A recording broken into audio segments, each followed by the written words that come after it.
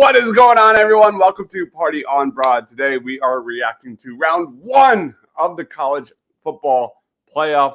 Guys, if you're new to the channel, make sure you smash that subscribe button. Joining us, he is Ryan Reese at Philly Sports PSA. What's up, Ryan? Not much, man. We had 4 games, and let's be honest, we had 0 good games. I'm sorry, if some people are fans of the teams or, otherwise, I was hoping to have a lot closer games, a lot, more drama, but unfortunately, we didn't get any of it. Yeah, it was, if you're looking for a good game, this was not the weekend for you. But if you're looking forward to heavyweights going at it next week, that's what all of this is. We're going to go through game by game. We're going to talk winners and losers, things like that. Let's get rolling into Notre Dame manhandling Indiana in the first game, 27-17. It was the lowest scoring performance by the Indiana Hoosiers all season, putting an end to what was a historic season, man. What a turnaround for this program. But let's start with winners. I'll let you lead off, man. I think we probably have a unanimous winner here. Listen, this game, I mean, again, it looks like it was only a 10-point game. Obviously that's not the case. Not even remotely close. And it was unfortunate. This game kind of got away quick. But my absolute winner, bar none, and I'm sure it's going to be yours. And God, I would love this guy to be a Philadelphia Eagle. It's Xavier Watts. This guy was everywhere. Indiana, didn't know what to do with this guy. He was, I literally can't say enough.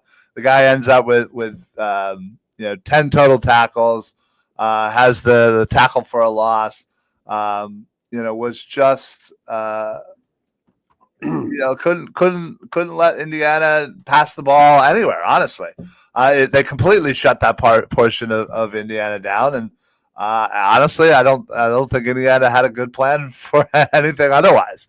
So that simple fact that Xavier Watts was a nightmare for Indiana passing just shows you that Indiana, one, not a very good rounded team.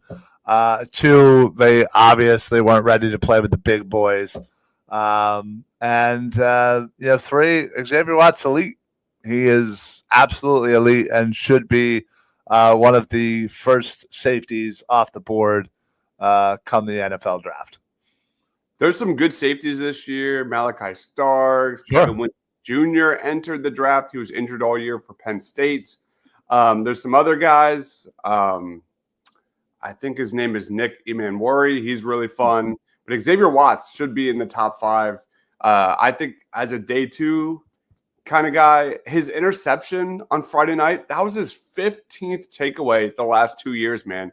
This is, without a doubt, arguably the biggest playmaker in the draft. All he does is make plays. All he does. You're right. He was just a nightmare. Anytime they passed the ball, it seemed like Watts was there. Like literally, he was just going sideline to sideline. Indiana's quarterback, Rourke, just honestly didn't know what to do. It was pretty bad, and before it was too late, they couldn't even try to establish a run game because they were already behind. So they had to keep passing, and Watts was loving it. He was eating it up. So Watts absolutely, I think, should be an early day 2 guy personally. I think again the whole safety position kind of has been devalued, but he's fantastic. He's got to be easily one of the personally top 2 for me in safeties. He won the Nagurski in 2023. He decided to return in 2024 to finish his master's degree. Just definitely a guy you want to root for, man. Definitely a guy absolutely. And when you hear stories of people like that, not only does it tell me a lot about their character, the fact that they want to finish this thing. Dude, this guy is finishing his master's. Like, are you kidding me? That's cool. Like that's amazing. So this guy is dedicated. He is smart. That he is intelligent. And the fact that you add all of that into just an absolute dog that plays physical, that's athletic, and is just a ball hawk and is just always on the ball. I mean, what's not to love about this guy? Honestly, there's nothing I can say bad about this guy that'll do anything. So, all right, let's go on to loser. For me, I'm going to say it, and it's a guy that I was really rooting for, but Curtis Rourke. Not statistically his worst performance of the year, but it wasn't good, man. He was under 100 passing yards on the night until the final 2 touchdown drives in the game's final 5 minutes. He was out of sync for most of the game, missing throws, not executing the RPOs. Just a rough offensive performance from Curtis Rourke, who really shined on every spotlight shined on him this season. So we'll see where he goes from here. I mean, not to take anything away from what he's accomplished this year. The turnaround for Indiana was historic, but it was disappointing, to say the least. Yeah, no, absolutely. I think as a whole, the organization is kind of my loser. They came in and they were, there was a lot of talk about, Indiana has never really played anybody. Can they beat 25? And I think their coach certainly took that to heart. Coming from James Madison, I think the year before he left, I think they beat like the 22nd ranked like East Carolina or some, whatever. Not a real top 25, And they obviously beat Michigan, who is clearly on a down year, kind of in between. Obviously they had a great recruiting class, so they'll be back. But so I felt like they felt a little slighted. And then they came in. The coach was talking a lot.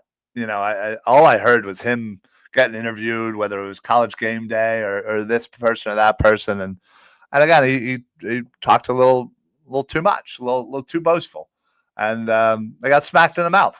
Plain and simple. You take away, the last 5 minutes of this game, they were getting their butts whooped.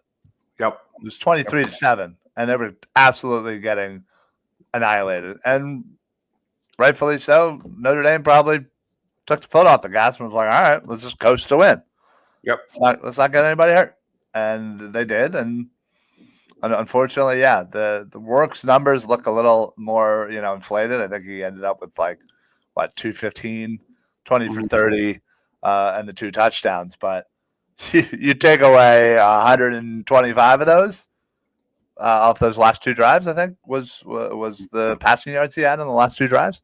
So he was under 100 for 90% of the game. So, it was bad. And that's hats off to Watts and that Notre Dame defense. They had an amazing game plan for Rourke in that Indiana offense, and they shut him down, plain and simple. Another winner, definitely want to throw this guy's name out there, is Jordan Faison. He's a wide receiver for Notre Dame. He had 115 receiving yards and a touchdown against Oregon State last year during the Sun Bowl, actually won the MVP there. So didn't really put up a lot of numbers this year, but definitely a name to watch out for as Notre Dame gets ready for Georgia. They're not going to run the ball as effectively probably against Georgia with Riley Leonard, and shout outs to Riley Leonard, 15 rushing touchdowns. That's absurd. But they're going to need, as we get into all these games, I feel like the talent, the stars really showed out at the playmaker positions. especially wide receiver. And Faison is a guy that I think could be one to watch out for. Yeah. I also really do love Jeremiah Love. Yeah, he had that long touchdown. That was crazy. What was that? 98 yards, one play, first play. Just took it to the house. And I think he had a total of like 8 carries the whole game, and they were just like, "You're good, dude." Like, but yeah, I enjoy Love as a runner too. But yeah, they're certainly going to have a test next week against Georgia. Their run defense is something to be feared. Yep. All right, let's roll on to Penn State versus SMU. Another dominating win for Penn State, 38-10. Penn State's defense wrecked house in the first half with 2 pick sixes. Katron Allen, Nick Singleton each had a touchdown apiece. They had a 28-0 lead into halftime. Another game that wasn't even close. I'll lead us off this time. My winner is obviously Abdul Carter. We are waiting for him to see what he would do in a college football playoff. Did not disappoint, man. He had a sack, a couple of tackles for loss. This dude has elite athleticism, his versatility, his pass rush arsenal. He has all the tools to excel in the NFL, man. Like, this guy is going to be straight up terrifying for any offense to game plan against. There's some Parsons in his game. Just in the right scheme, I think this guy should be a top 10 pick and has, I think, one of the highest ceilings in the NFL draft. So major shout out to Abdul Carter. Yeah, no, he absolutely. I feel like he kind of is not necessarily under the radar, but I feel like some of the other edge gets a little bit more hype than Carter, and it was nice to see him dominate on the national stage. Plain and simple, he definitely cemented himself as a top guy. So, I'll say my winner is Dominic DeLuca. Okay. I mean, listen, this is a linebacker who had 2 interceptions, not just 1, 2. When was the last time you heard of a linebacker having 2 interceptions? Obviously runs one back to the house. He also had half a sack. Like, this guy had himself an absolute game. And it's I don't think many people really knew about him prior, but I think he certainly is on people's radar. He's a junior. From what I understand, he's coming back. So you never know. He could be a guy to watch next year as for his senior year as a linebacker to know. He has 5 interceptions the last 5 weeks. That's insane for a linebacker. I'm sorry, the linebackers don't get interceptions often. That's pretty cool. 2 in one game, and you're saying 5 in the last 5? That's nuts. That's pretty cool. Yeah. All right. Loser. I mean, well, real quick shout out. Another winner, Nick Singleton and Katron Allen. Yeah. I mean, those 2 are so dynamic. SMU, as a defense, they were 3rd best in run defense in the country coming into this one. Only 2 running backs rushed for at least 70 yards on SMU all season. They only allowed 1 running back all year to eclipse 6 yards per carry. Both of them rushed for over 6 yards per carry. Yeah. Major shout outs to Penn State, especially their offensive line, just winning in the trenches. Yeah, they were really dominant, and it's funny because they just again it's Allen this time, Singleton that time, and it's really nice that they had that balance between the 2 of them, and when you add in the fact that you also have quarterback that can get his legs moving too, in Aller.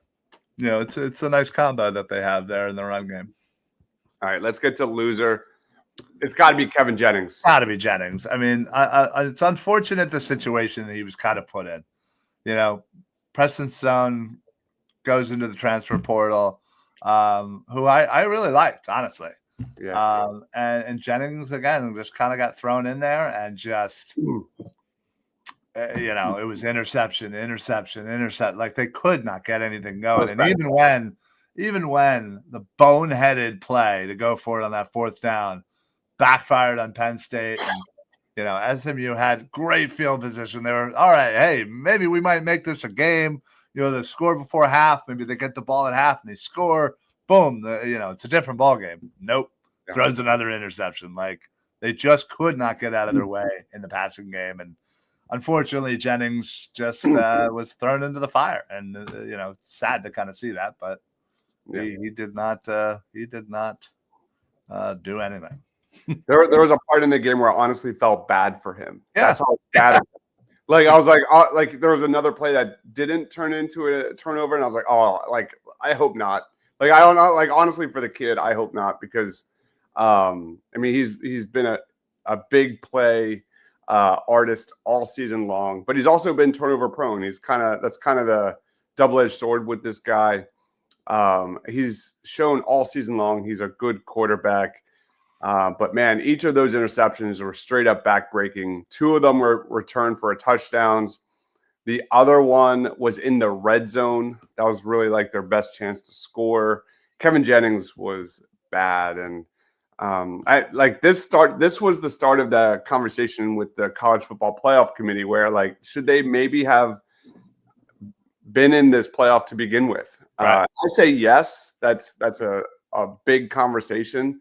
I think maybe we can have at the end of this show, because teams like Alabama, Miami, like, they were just out.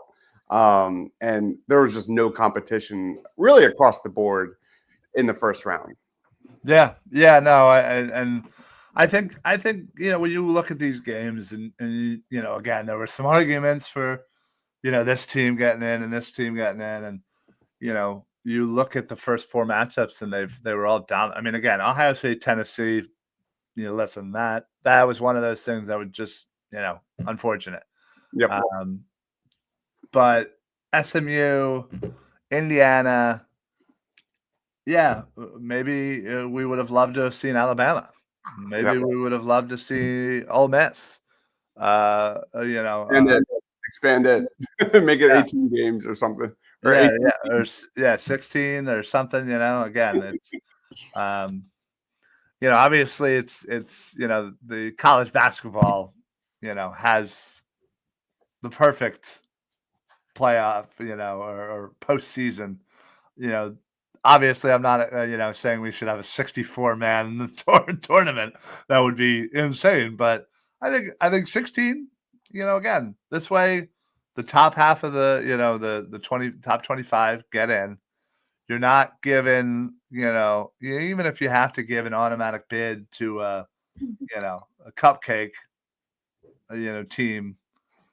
All right, but this way the best 12, 13 teams are in it, and even if you have a couple automatics that don't belong, it's not going to be the end of the world. So yep. I mean, all teams, throw up a dud here and there. Like, Alabama had a dud. Ole Miss had a dud against Kentucky. Right. Miami against Syracuse. It's just what it is. Yeah, exactly. Those games definitely happen. But, again, when you have, 2 games that you thought were going to be, blowouts, and they kind of were in the Penn State Notre Dame. And then the other 2 games, we were like, all right, these could be pretty competitive. Nope. Still be blowouts, and not competitive. That's when it just is unfortunate. I think if the other 2 games were a little bit closer, maybe we wouldn't be having this conversation, but sadly they were. All right. Penn State's next task, stopping Ashton Jeanty. Oh my God. I cannot wait for that. That'll be for another show next week. Yeah. Let's roll into our next game, Texas over Clemson, man. I thought this game was going to be close. I've not been the biggest believer in Texas, but wow, their ability to just, kind of less is more with Quinn Ewers and really utilize their run game. And they were completely dominant against Clemson, man. You look back to that Georgia game, the 2 games against Georgia, they had a total of 60 yards in both of those losses. In this game, the Longhorns had 2 100-yard rushers. Jaden Blue, 146 yards on 14 carries. Wisner had 110 on 15 carries, 6.1 yards per carry. Not unlike the Penn State game, man. The offensive line for Texas opened up massive holes all game with Wisner and Blue just dominating. Who was your biggest winner? Yeah, I mean, you nailed it. It was definitely the run game for Texas, and honestly, I don't think a lot of people knew that Texas had a run game. No, again, both running backs not only over 110 yards, they both had 14 to 15 carries, right? And they both had 2 touchdowns. So they were absolutely dominant. They knew that they could run all over Clemson, and they absolutely did. So those 2 running backs for sure. The other winner I want to certainly say is Gunnar Helm. He had a really great game. He was 6 for 77 and a touchdown. He's a guy that I talked about a few weeks ago. As kind of an Eagles target potentially. Man, he absolutely looked great out there. He was kind of the nice safety blanket for yours and certainly showed it. They didn't pass quite a bit. They only had 202 passing yards, but Helm had 4 more receptions than anybody else, and a lot more yards as well. So he was definitely the target for years when he needed it. Yeah, he's personally my 6th ranked tight end in this draft as we currently stand. I don't know if he's a number 1 tight end at the next level, but I think he's a really good 2. Fringe guy. That's kind of where I'm at with him. I think he's a day 2 guy. Your traditional wide tight end, you can flex him into the slot. Not a good run blocker. But did you know that this guy is now first in Texas history in catches by a tight end and second in yards and touchdowns? Really? In a season? Like, that's crazy to me. Like, I never would have, especially coming off of guys like JT Sanders and things who was a 2nd round pick, right? I think. Yeah, he was 2nd round pick to Carolina. So Gunnar Helm, man, I guess we don't talk about him enough. So definitely a winner. I'll go to my loser of this one. For me, it's Barrett Carter and the Clemson run defense.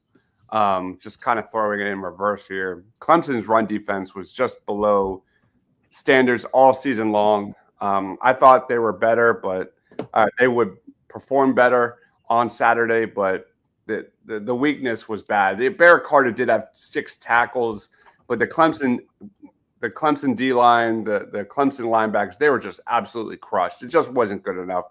I think Barrett Carter is probably a day 2 pick, but this was a projected 1st round pick at the start of the season, and he's kind of not plummeted, but he's definitely kind of on the downward trend.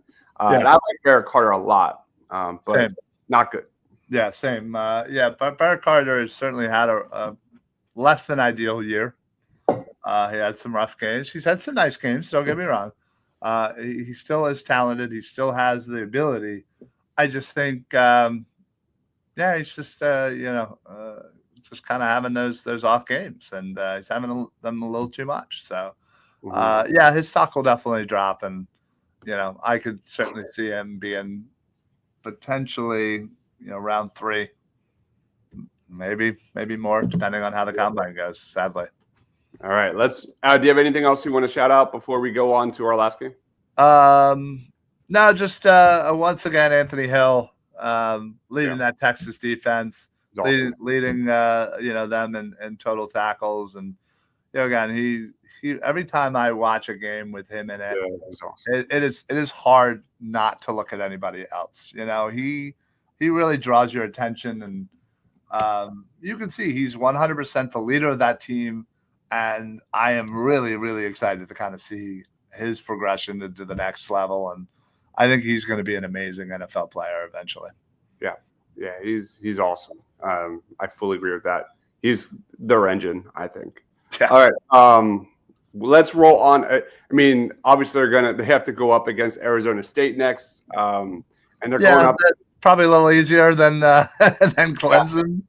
But listen, Arizona State's had kind of a miracle season. Everybody thought they were going to be last, and they ended up winning, their conference. So crazier things have happened, but all indications should be a Texas roll to face the winner of Ohio State and Oregon.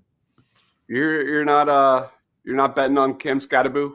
And listen, Skattebo is a guy that certainly didn't know a lot about heading into this season, man, but he has drawn a lot of attention, and he has slowly but surely just kind of kept rising up the running back rankings as some of the top guys that we all thought were going to be amazing just kept coming down.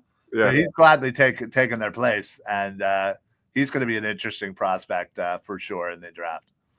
He rushed for over 1,500 yards, 19 touchdowns, 506 yards, and 3 touchdowns receiving. The only player in the country with 1,000+ yards rushing and 400+ yards receiving. Yeah. Do you know who the last player to do that was? Reggie Bush?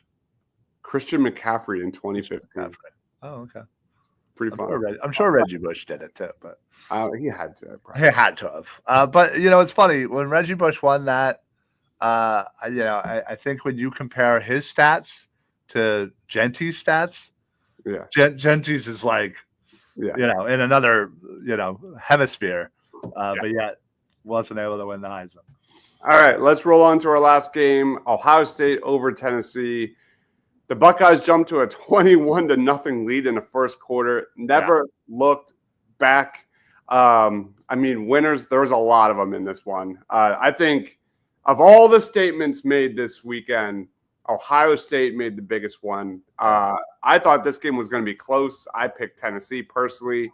I haven't seen this team in sync, clicking on all cylinders in all phases all season long like we did against Tennessee. Leading off with Jeremiah Smith as my personal biggest winner. He was the spark plug of the Ohio State offense. He had a 37-yard touchdown on the opening possession.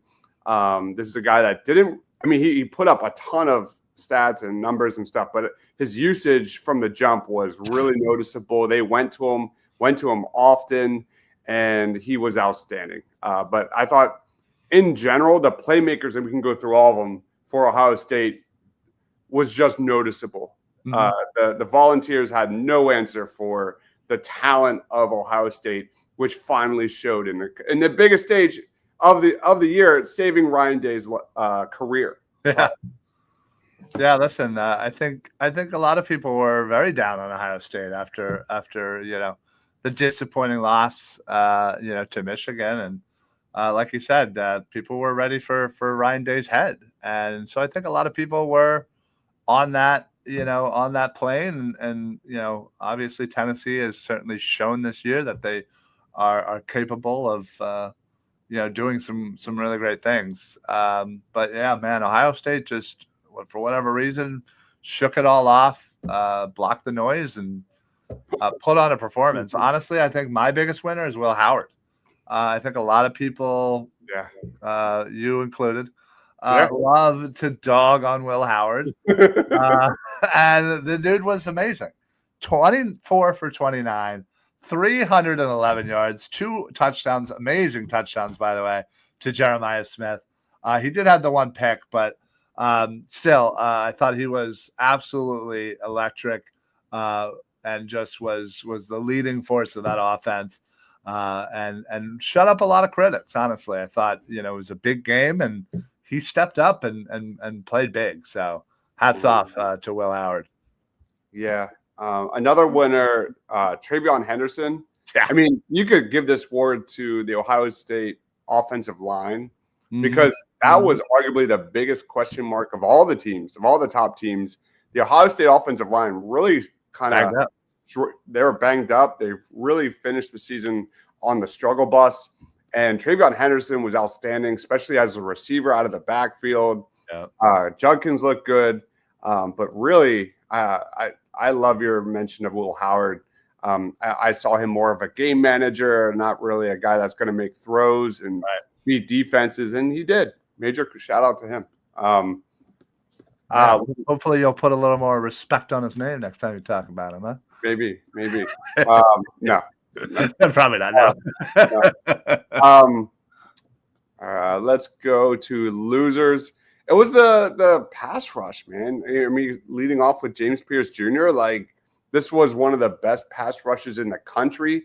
0 sacks for the Vols last night. Yeah. Will Howard was pressured just 6 times, and like I mentioned, the O-line for the Buckeyes was really struggling. So, man, that's got to be one of the biggest takes is Ohio State dominating the line of scrimmage, and the rest of the college football playoff should be scared because if Henderson and Judkins get going with these playmakers on the outside and Howard playing, way better than I thought he was, that Ohio State offense suddenly makes this team a real contender. Yeah, no, you're 100% right. They have been down, and again, I think a lot of people counted them out. But when you look at the talent on this team, from offense to defense, and when they are rolling, they can be a very, very scary team.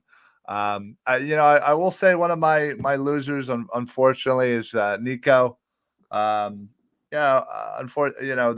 the Ohio State pass defense was certainly a problem for him, but more specifically the pass rush. JT, I'm not going to try to pronounce his last name. Had himself a couple of sacks. I mean, they ended up with 4 sacks on him.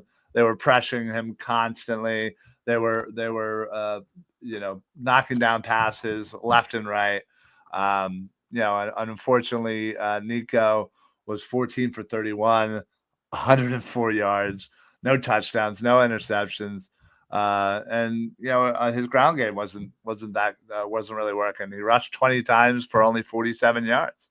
Granted he was able to get in the end zone twice, but still, I just you expected him in a big game to kind of step up. And again, I think you say it right there, the inexperience. I think the inexperience in a playoff atmosphere certainly showed for Nico, and hopefully this is something he can learn and grow, because talent wise he's one of the best in the league or in college football. But he kind of shriveled up a little bit in my eyes. Yep. All right, let's roll on to Texas. I'm sorry, Jesus. Ohio State now goes up against Oregon. And that's baby. Gabriel, man, last time Gabriel carved them up. Ohio State really couldn't get any sort of pass rush. Kind of the same thing. That Ohio State's pass rush is going to be big time key to getting Dillon Gabriel kind of flustered and getting into his grill. Here's our quick predictions. All of us had Tennessee beating Ohio State. The rest, yeah. And as we look to the next round, we all have Texas over Arizona State. Yep. 4 out of 5 have Oregon moving on.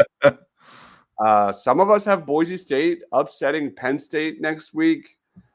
Let's go. Definitely a mix of Georgia and Notre Dame. That's going to be a slugfest. That might be the game of the bracket. I mean, listen, everybody's talking about this rematch, Oregon, Ohio State, and yes, I think it'll be a lot closer. For whatever reason, I just saw a line saying Ohio State -2.5. Wow. I have no idea how that's possible. But yeah. It doesn't fathom. But and I think honestly, Penn State, Boise State will probably ultimately end up in a Penn State easy victory. But I think the Notre Dame Georgia game, that's 2 teams that could be nicely matched with Notre Dame's defense and Notre Dame's rush offense versus that vaunted Georgia rush defense, and again their run offense as well. So that's the game I'm going to be more excited about. But obviously, I'll be rooting for a Boise State Ashton Jeanty upset. Let's go. It's gonna be fun, man. I just want a close game. Yeah, please. Yeah. Give me a game I mean, listen, it would be great if somebody went in overtime. I'm just saying. Yeah. All right, let's wrap it up. Ryan, final thoughts, plugs. Yeah, listen, unfortunately, this was a disappointing round. Didn't get exactly what we all wanted out of it. And, this is going to allow space for questions. Should SMU been in there? Should Indiana have been in there? What about Arizona State? Again, if Arizona State just gets their doors blown up, we're going to have some questions about who deserves to be in this and who doesn't. A lot of people are saying, and again, I think they were maybe doing it as a joke, but honestly, it wasn't the worst idea in the world. Bring back the BCS system to determine the ranking. I'm just saying that, we had a lot of questions on it, but I don't know. I think they could pick 12 teams better than the 12 teams that are in it now, personally. But they got to figure something out because that was a bad first round. But hopefully that's behind us, and we are going to get 4 amazing games here coming up in the next week or so. So stay tuned to that. I can't wait to talk about it. Yep. Tomorrow morning, we'll be doing another show going over Eagles versus Commanders, takeaways, and previewing next week against the Cowboys. Make sure you go subscribe to Eagles Pin Pool. We are going live there for halftime and post-game today. That'll be a lot of fun. And, of course, all the shorts and things like that. Been putting out some top 10s of my draft rankings, so be on the lookout for those. I gotta catch up. I gotta say I took like a month off. I've been slacking, so I'll get my rankings up, and maybe we'll get that out to the people as well. I just did my linebackers yesterday, Ryan. So go check that. Yeah. All right. He is Ryan Reese at Philly Sports PSA. I am Dives, Mr. Crockpot on X. For Ryan, for myself. Thanks for watching, guys. Stay awesome.